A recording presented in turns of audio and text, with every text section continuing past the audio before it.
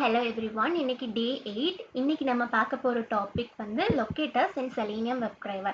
So first அந்த locator concept பார்த்துட்டு அதோட லொக்கேட்டர்ஸோட டைப்ஸ் பார்ப்போம்.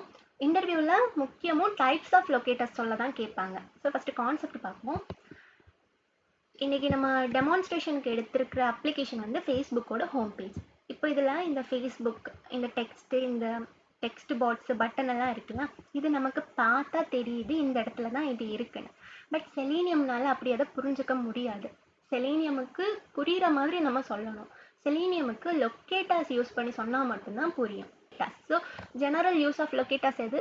To find a web element on a web page. இவ்வளோ.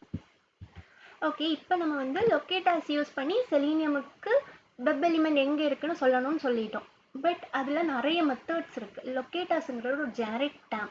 செலீனியமில் டோட்டலாக 8 மெத்தட்ஸ் இருக்குது. இந்த 8 மெத்தட் யூஸ் பண்ணி சொன்னால் மட்டும்தான் செலீனியம்னால ஒரு வெப் எலிமெண்டோட பொசிஷனை ஐடென்டிஃபை பண்ண முடியும். அதில் டைப்ஸ், இதெல்லாம் தான் டைப்ஸ். இப்போ ஃபஸ்ட் என்னது? ID, name, class name, link test, partial link test, tag name, XPath, CSS selector. இந்த 8 லொக்கேட்டர்ஸ், இதெல்லாமே லொக்கேட்டர்ஸ். இதெல்லாமே செலீனியமோட ஒரு இன்பில்ட் மெத்தடும் கூட. இந்த 8 லொக்கேட்டர்ஸை வச்சு நம்ம செலீனியம் கூட கம்யூனிகேட் பண்ணும்போது செலீனியம் ஒரு வெப் பேஜில் இருக்கிற ஒரு வெப் எலிமெண்ட் ஈஸியாக ஐடென்டிஃபை பண்ண முடியும். ஸோ நெக்ஸ்ட் வீடியோவில் இந்த ஒவ்வொரு லொக்கேட்டர்ஸோட டீட்டெயில்ட் எக்ஸ்ப்ளனேஷன் பார்க்கலாம். ஸோ வீடியோ பிடிச்சிருந்தா லைக் பண்ணுங்கள், சப்ஸ்கிரைப் பண்ணுங்கள், அண்ட் தேங்க்யூ.